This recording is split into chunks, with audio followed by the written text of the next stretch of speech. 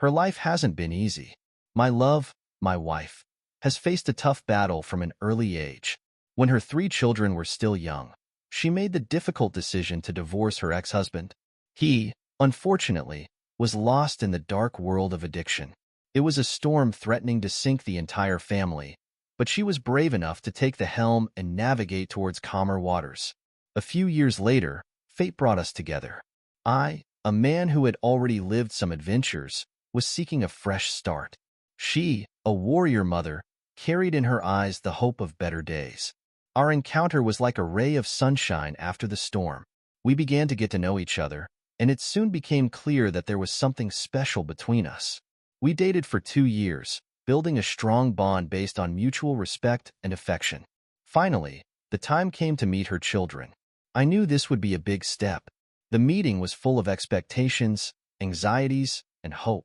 2 of them, much to my joy, opened their hearts to me immediately. From the first moments, we were laughing and playing, as if we had known each other for a long time.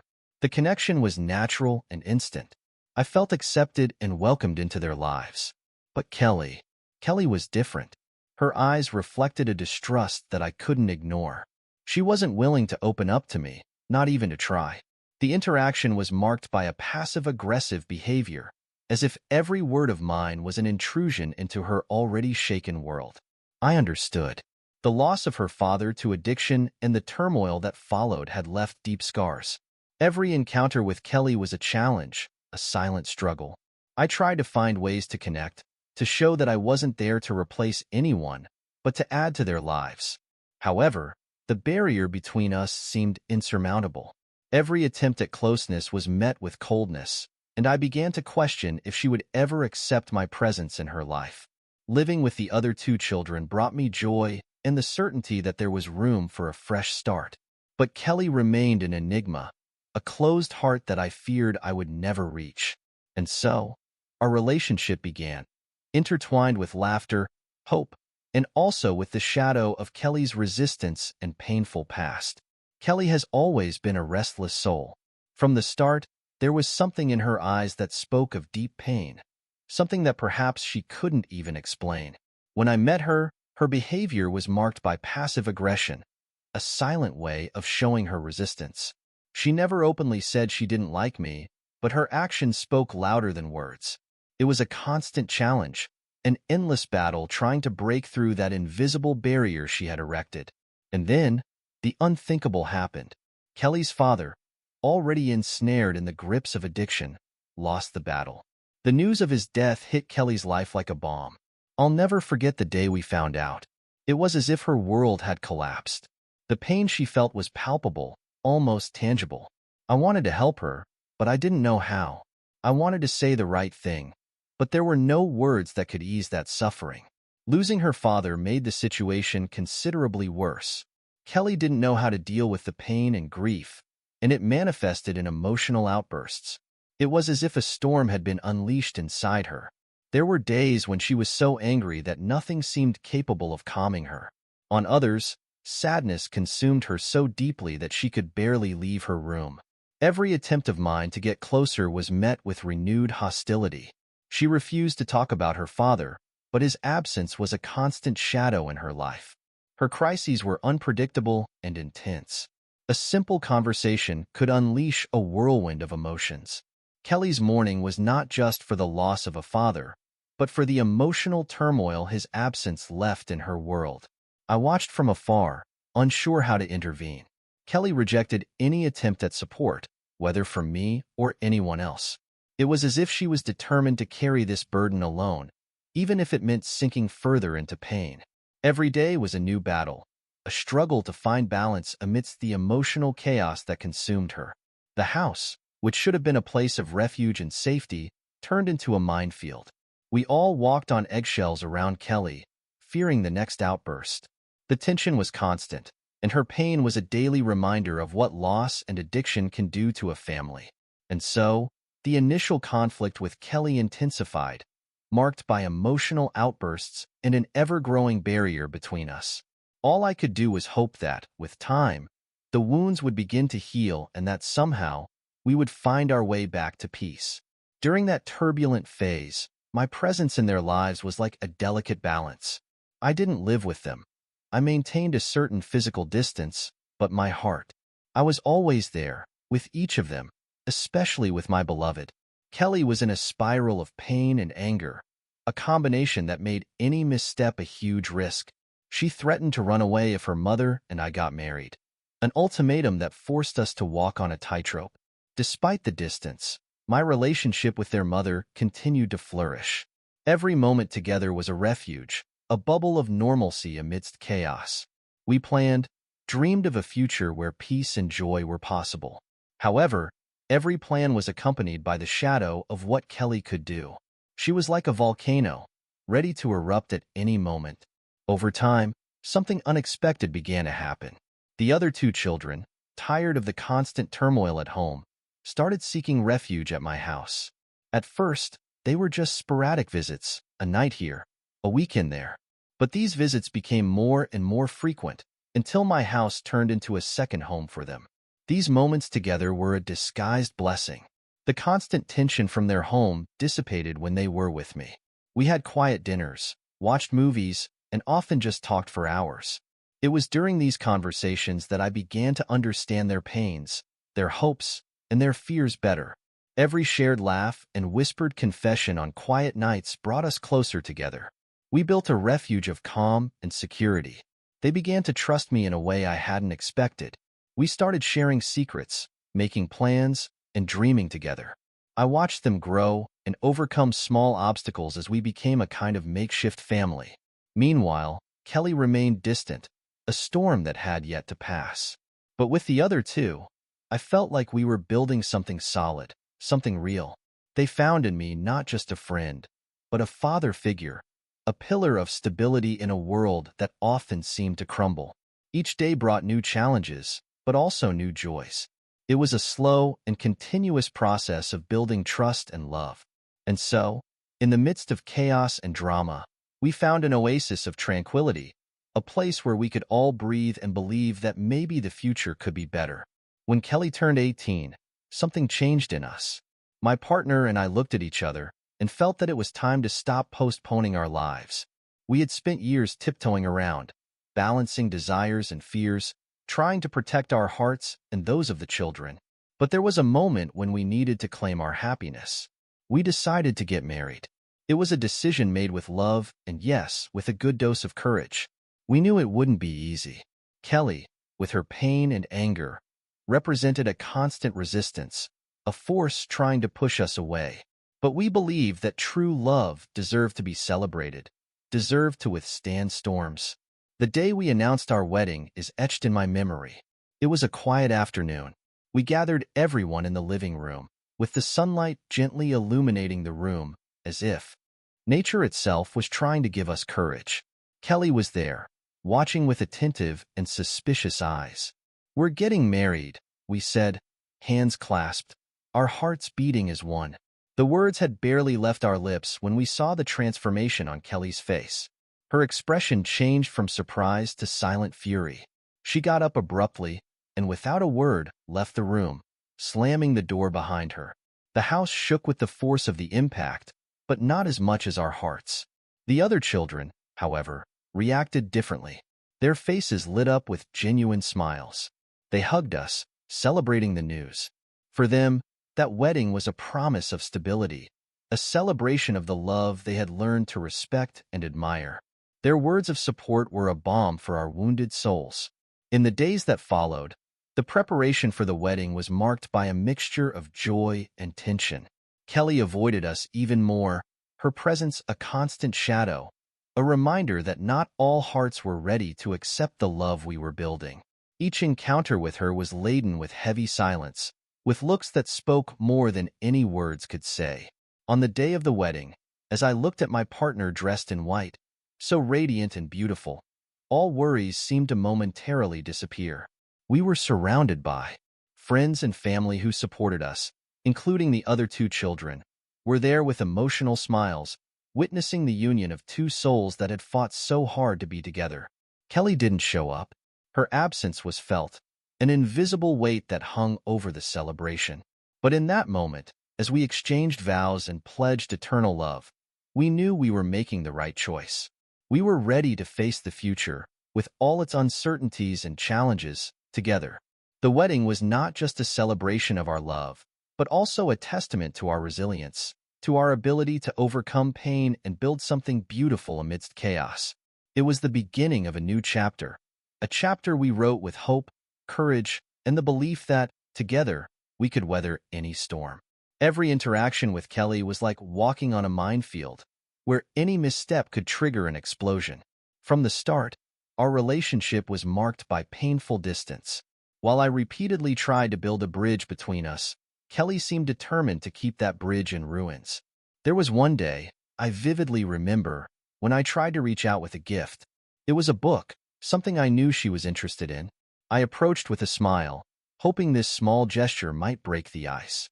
Kelly took the book, glanced at the cover for a second, and then let it fall to the ground, turning away and leaving without a word. I stood there, looking at the fallen book, feeling the chill of her rejection seep into my heart. With every attempt at conversation, she responded with monosyllables, if at all. Her eyes, when they met mine, were icy, filled with silent anger. There were moments when her contempt was almost tangible, an invisible barrier keeping me at bay. On one occasion, we were all in the living room, watching a movie. Kelly walked in, glanced at the scene for a moment, and then made a sarcastic comment, something about how I could never replace her father. The room fell silent. I could have responded, could have tried to explain, once again, that I never wanted to replace anyone, but the words caught in my throat. Her behavior was an impenetrable wall, and any effort on my part seemed only to reinforce that barrier.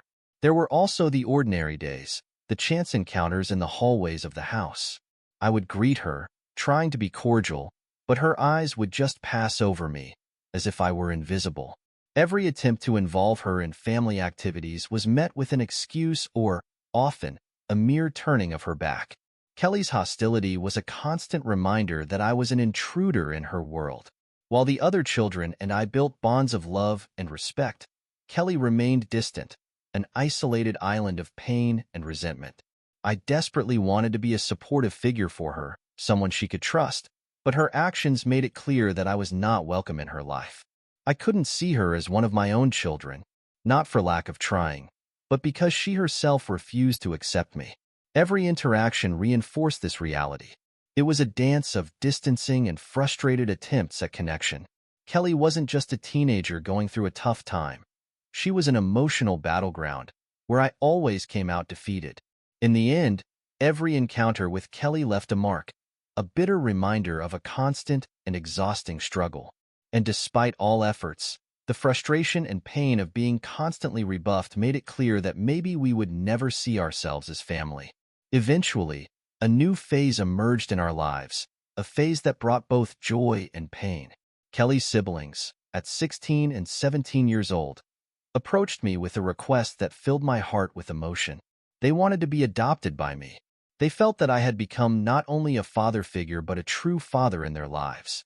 Their decision to ask for my adoption was one of the most thrilling and gratifying moments I've ever experienced. I remember the night they asked me. We were sitting in the living room, the soft light from the lamp casting a cozy glow over us. They were nervous, exchanging encouraging glances, until finally one of them spoke up, "We want you to adopt us." Their words were sincere, full of hope and love. I was moved, and with tears in my eyes, I joyfully agreed. It was a sign that all the effort, all the patience, and love we invested had been worth it. However, while this new union brought happiness to many of us, it also intensified Kelly's pain and anger. She saw her siblings' adoption as an unforgivable betrayal of their biological father. In her heart, their decision seemed to erase their father's memory, replacing him with someone she refused to accept. Kelly reacted devastatingly. She began to destroy her siblings' belongings in a desperate attempt to express her pain and anger. Her actions were driven by a sense of betrayal so deep that every broken object seemed to scream the anguish she couldn't verbalize. Torn clothes, shattered toys, torn books, her destruction knew no bounds. I tried to talk to her, to try to understand the depth of her pain, but it was like talking to a stone wall. She didn't want to listen, didn't want to understand. Every conversation ended in shouts and tears, leaving us all more wounded and distant. The siblings, in turn, tried to deal with the destruction of their possessions with silent resilience, but the pain in their eyes was undeniable. Despite the chaos Kelly created, the adoption process moved forward. We officially became a family, at least on paper. But in our hearts, we knew there was a constant battle. Kelly, in her pain, had built walls that were almost impossible to tear down. The destruction Kelly caused at home was a reflection of her internal destruction. Each item she broke was an attempt to deal with the storm inside her, a storm we didn't know how to calm.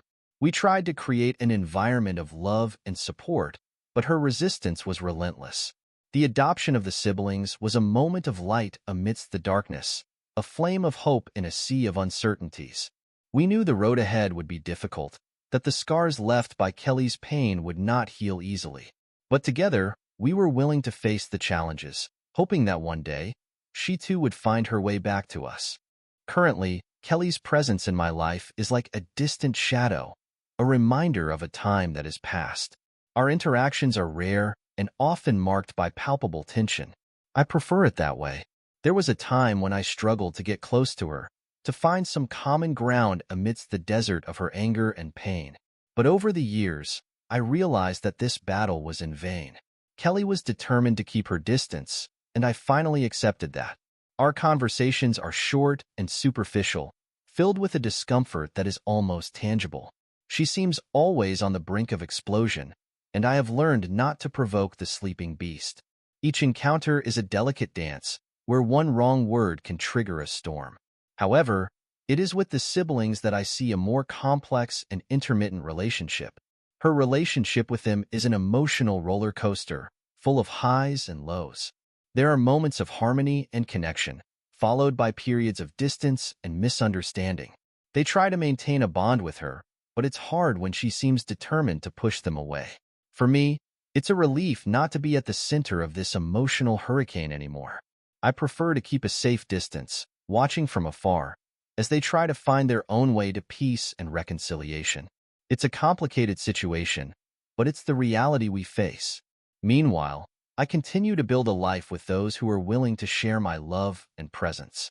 The relationship with Kelly may be distant and difficult, but there is still hope that one day we can find a way to heal the wounds of the past and build a new connection. Until then, I remain vigilant, ready to offer my support when she is ready to accept it.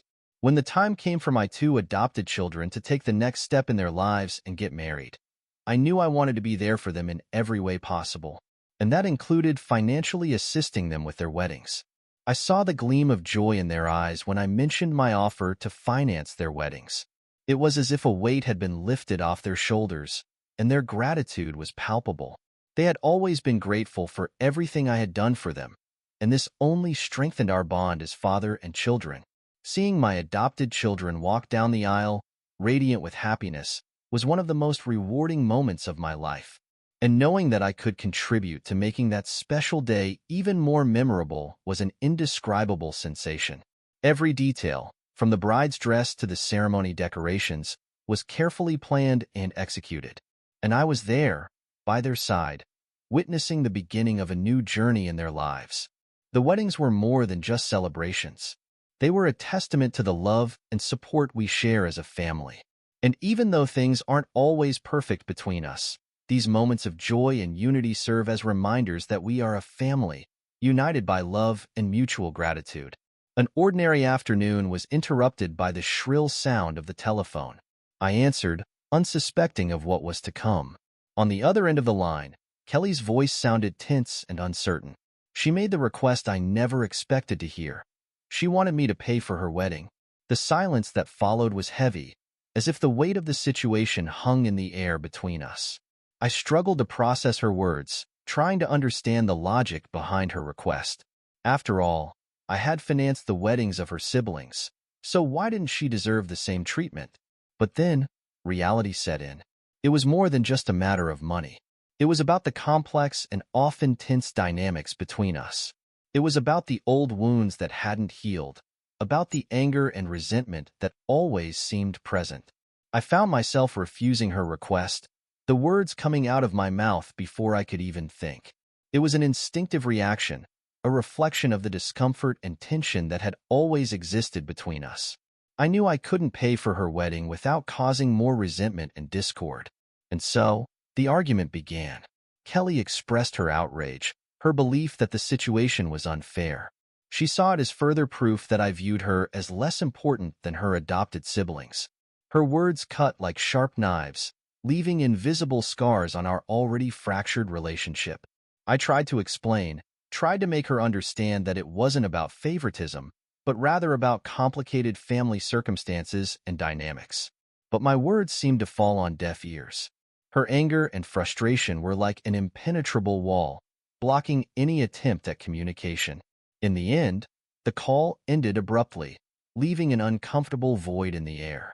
It was another scar on our already wounded relationship, another proof that the divisions between us were too deep and complex to be easily overcome.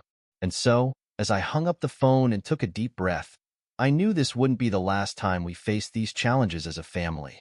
The road ahead would be difficult and full of obstacles, but I was determined to face it with courage and hope. Because in the end, love is always worth fighting for. The heavy atmosphere that hung over the room felt suffocating as I tried to find the right words to respond to Kelly. Her demand for wedding financing was like a sharp knife, cutting through the air with its intensity. I was tired of the argument, the accusations, and the tension that always seemed to hang between us. It was in this moment of frustration and exasperation that the words escaped my lips before I could contain them. I told Kelly to ask her father to pay for the wedding. It was a low blow, a desperate attempt to end the discussion once and for all. The silence that followed was deafening, filled only by the distant sound of rapid breathing. I knew I had gone too far, that my words were like a punch to the gut. But before I could apologize, Kelly hung up on me, leaving only the echo of her heavy breathing as witness to what had just happened. I felt like a fool, a shadow of what I had hoped to be. My desperate attempt to end the argument only exacerbated the situation, leaving a trail of cruel words and regret. I realized that my actions had not only hurt Kelly but had also further tarnished our already fragile relationship. As I sat there, lost in thoughts and reflections, I realized that words have power. They can heal, but they can also hurt. And I had chosen to use my voice as a weapon instead of a tool for building. It was a painful reminder of that anger and frustration can lead us to dark places, turning us into something we don't recognize. But even in the face of regret, I knew there was still hope. Because, ultimately, acknowledging our mistakes is the first step toward redemption. And I was determined to do whatever it took to rebuild what had been broken, even if it took time and patience. Because love, despite everything, is always worthy of forgiveness and redemption.